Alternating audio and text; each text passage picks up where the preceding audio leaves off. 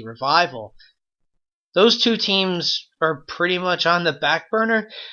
Authors of Pain are wrestling on Main Event Weekly. I can't believe they're even still airing Main Event episodes. I can't believe that anybody watches that on the WWE Network or Hulu, wherever the hell they're broadcasted on these days. And the Revival had the thing with Roman Reigns, and now what? Now you have the B team of Bo Dallas and Curtis Axel versus Matt Hardy and Bray Wyatt. 3 of those guys were NXT products. And I'm glad that they're using the B team the way that they are. But that's just the one tag team storyline in Raw, and they're barely even doing that. Those two teams, the Revival, who were awesome as a tag team, they're still one of my favorite tag teams, despite them not being used right now. In not even WWE, in all of wrestling, despite, the Bullet Clubs. Fuck the Revival!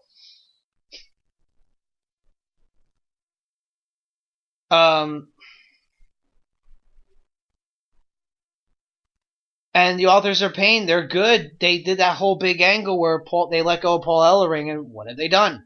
Nothing. Absolutely nothing. Let's see.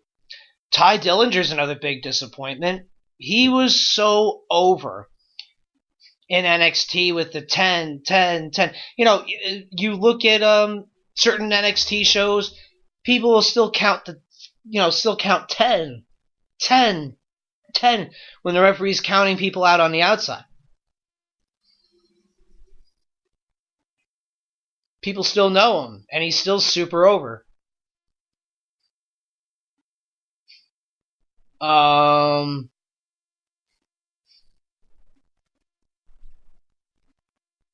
Who's another one that was... Finn Balor. That's been a disappointment. He was hot out of the gate from NXT to the WWE and wrestled Rollins for the Universal title, and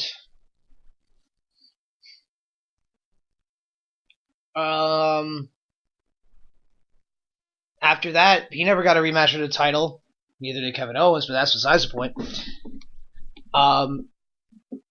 Yeah, that's a big one where they barely used him. Nakamura is a disappointing one, and that's just my personal opinion. I had this discussion with Blake before. Nakamura's WWE tenure has been greatly disappointing. He made the point about he's like to heel Nakamura. I feel the heel Nakamura worked when it first happened with AJ Styles, and now it's just okay. Who cares? I would like to see him go back to Japan, but not everybody's meant to be in the WWE. And that Hideo Itami's another one. I'm trying to think of who else would be a great example. Sami Zayn's, hit or miss. Samoa Joe's one that's been barely utilized, though he was hurt too, and he's been hurt, and that was his problem in TNA. He was hurt, didn't really get a big push because of it, and now I'm starting to feel, even though people think that Joe Styles is going to be for SummerSlam, who knows if he's even going to be healthy for that.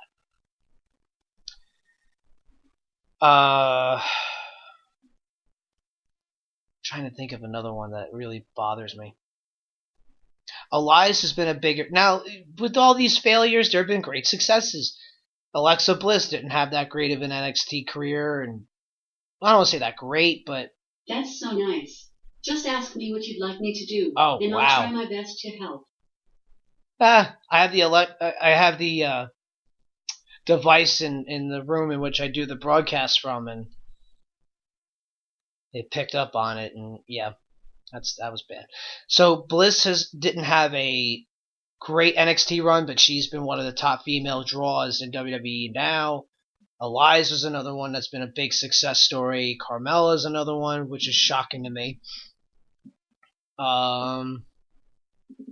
Obviously you look at the women of Charlotte, Becky, Sasha, Bailey, Ember Moon now. Asuka's the one of the failures, I think, or that they've completely misused on SmackDown. You had the whole big undefeated streak in NXT. Now, I understand why you broke the streak when you did at WrestleMania against Charlotte. I get it. But then you do nothing with it. Or you treat her like she's just nothing. And she could have been a big draw too. And now you're having her against James Ellsworth 2 weeks in a row. I hope that this leads to something bigger with Asuka, like winning the women's championship finally against Carmella, and then you can have some sick matches with Asuka versus members of the women's division. So, you could say whatever you want, and I can say whatever I want about who's done well, who hasn't done well in WWE since NXT or before that. You look at Tyler Breeze, he's one of those guys. He really didn't do much, and then they had the Breezango thing, then that was going over, and now it's not doing anything because Fandango's hurt, and they're not even going to do anything with Tyler Breeze, I can just tell. So, whatever you may say about the NXT talent, WWE talent, they're there. And while there are many of them that I especially wish had better success, I guess is the right way that you want to put it.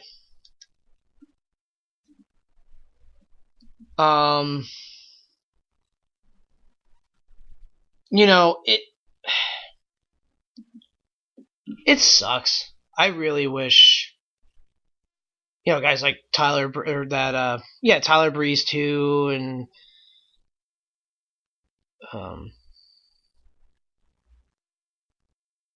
Ty Dillinger and all of the sort had better runs, but this is where it gets to the point of how much is too much. And now with the rumors of NXT maybe going in on, along with the Fox deal, it doesn't become underground anymore. They become a third brand. What happens to them when they go to the main, stage as far as network television is concerned, I have no idea. But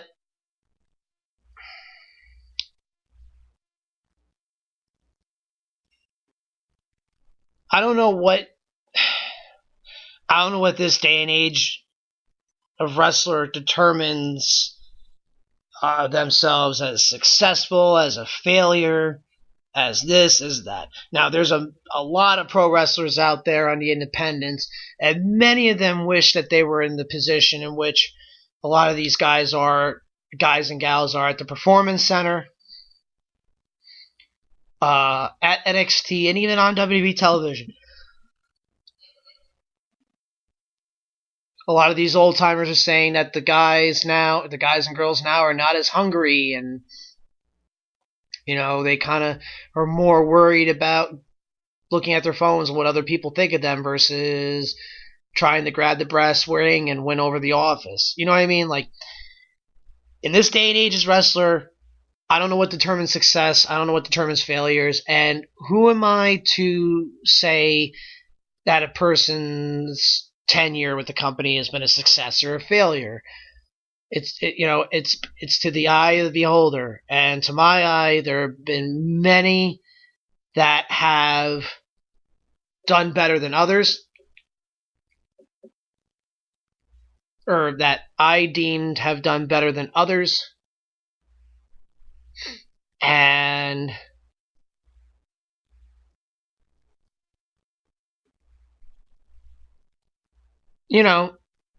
that's for history to decide, and that's for other people to decide. But for me, for my money, there are other people that I wish that were there, that had a more prominent role, and they just don't.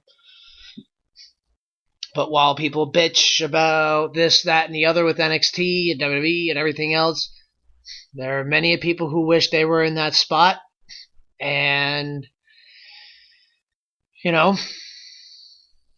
get there. If you think you deserve to be there, then get there. Until then, watch everybody else who was there and be quiet. So anyway, that'll do it for me this week. Next week, join me at the same time, 7 p.m. Eastern. In 3 weeks from today, I will be in Las Vegas, so there will not be a show. There more than likely will not be a show on August 4th, as I will be away. But you got 2 more weeks of listening to my take on the world of pro wrestling, and that's the programming note for now. So remember, go out and support your local independent wrestling. It's very important to do. Go support all walks of life of wrestling. It's very important to do. And keep following me on Facebook, or search for Dave Calypso on Facebook. Open Mic Wrestling Night on Facebook. Follow me on Twitter. That's where you're going to see the most of my activity at Calypso426, Kalypso 426 for latest show updates and to read my tweets about everything from pro wrestling to gaming to everything else in between. So, until next week, everybody, go out and support your local independent wrestling. Go out and support all pro wrestling. And I will see you next Saturday here on Fill in the Void Podcast Network. Thank you all so much and have a great weekend.